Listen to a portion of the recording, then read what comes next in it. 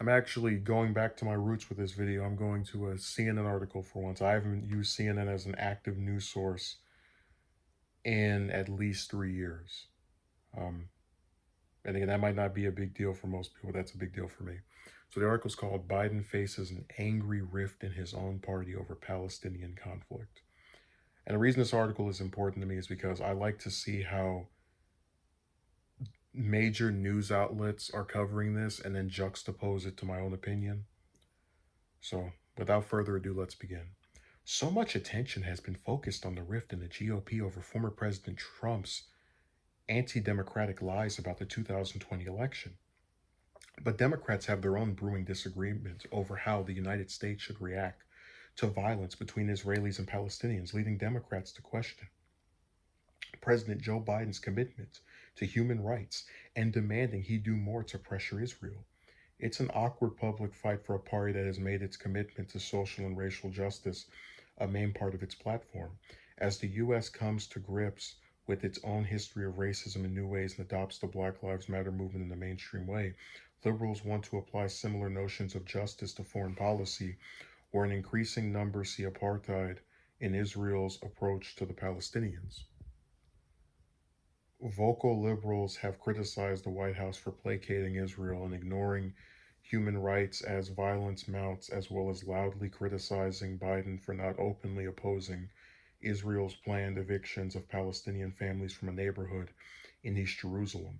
Biden spoke to leaders on both sides of the conflict Saturday, suggesting deep engagement on the issue by the president. He raised concerns about the safety of journalists after an Israeli airstrike raised the building in Gaza that housed the offices of the Associated Press. But liberals want more than engagement. They want him to call out Israel. Instead, Biden has publicly at least stayed deferential. One of the things that I have seen thus far is that there has not been a significant overreaction, the president said at the White House last week. Israel airstrikes have killed more than 130 people and injured at least 1,000 others in Gaza alone, the Palestinian Health Ministry in Gaza said. Rioting and mob violence between Arab and Jews marred cities and towns throughout Israel. U.S. Defense Secretary, oh, okay, yeah, we read that. Did we read this before? Oh, no, this is new. U.S. Defense Secretary Lloyd Austin spoke with Israeli Minister of Defense Benny Gates Saturday. I reaffirmed Israel's right to defend itself and condemned Hamas's deliberate targeting of Israeli civilians.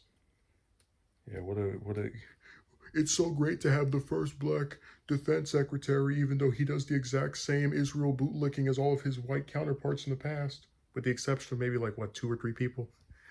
I have to go back and look at all the defense secretaries, but this like I want to be represented by people who look like me but are still going to do the same thing as those that didn't look like me. What a great change that was.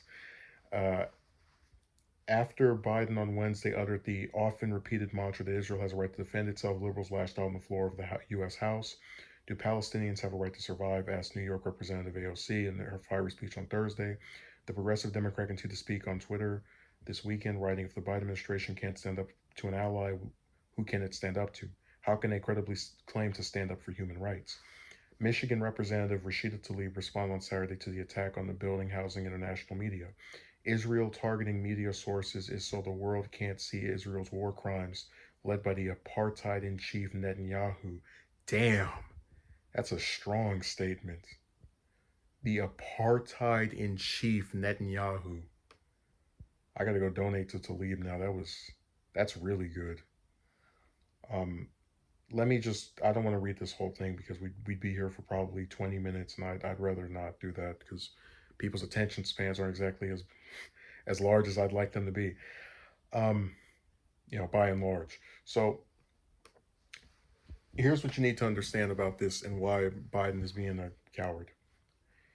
He knows that when he ran for president last year, and he got the endorsements of people like Bernie, AOC, Tlaib, Omar, these people who are more to the left than him expected certain concessions.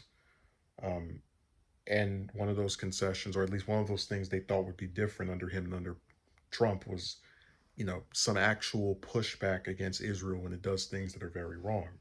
Now, Anytime somebody wants to tell me that Biden is concerned about human rights, that he cares about the suffering of others.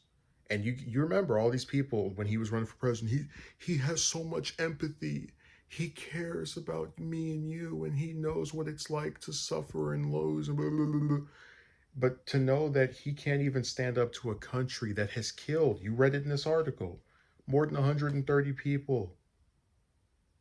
Like you can't tell me someone who, when over 100 people die by Israeli airstrikes ordered by Netanyahu, can't call up Mr. Apartheid in Chief Netanyahu and say, "Hey, listen, um, I don't like that the Hamas has attacked Jewish people. That's not good. But you guys started this conflict with them, and you've killed all of these other people with your airstrikes, which they don't have access to. You're way more powerful than them. Stop it, or we're not giving you any more money, and we're cutting you off until this is over." But again, he's a coward.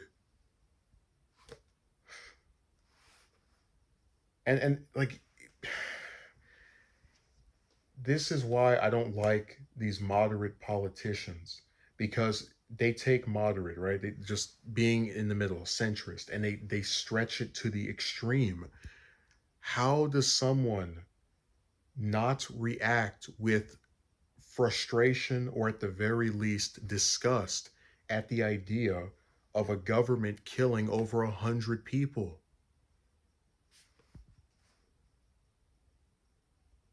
And then you have your defense, like they say Biden has been deferential. No, he hasn't, because his defense secretary, we read in the same damn article, called the minister of defense and reaffirmed Israel's right to defend itself and condemned Hamas's deliberate targeting of Israeli civilians.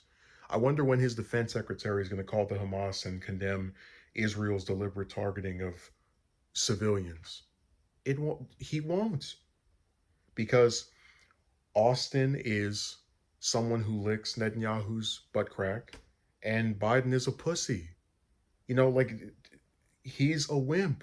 Because as bad as those Republicans are that are going around and saying Netanyahu's not doing anything wrong, he should be able to kill all these Palestinians just for the hell of it, at least they're honest about, their complete lack of care or concern for people that, are part of the other side. Because again, they follow APAC and the rest of that stupid stuff, the lies and propaganda that's put up by Israel about how, they're the defenseless little victims that were just minding their own business, kicking people out of their houses, and then all of a sudden the big bad Palestinians who have no power decide to top them. And it's so disgusting. And I feel like a broken record every time I talk about it, but I do like that we have some lawmakers in Congress that are speaking up about this.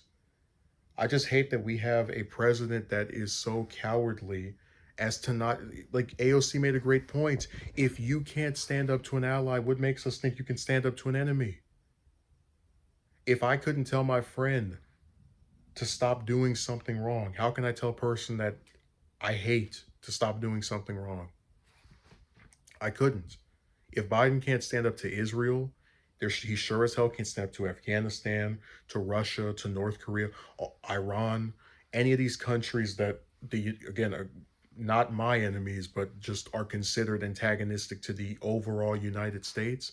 He's going to flop, fail, and completely capitulate and not be able to do anything that remotely causes change. Because we're not asking him to go and bomb Israel and continue the bloodshed. We're saying, get involved in trying to stop this. I did a separate video about Warren's call for a ceasefire that the United States should support between Hamas and Israel. He won't even do something like that. There are so many ways for him to get involved with peacefully ending this conflict, and this coward won't do it because he wants to capitulate to Israel, because that's what U.S. presidents do and U.S. politicians in general do. And he also knows that he's going to piss off progressives who are becoming a bigger and bigger chunk of notable members of Congress with each passing couple of years.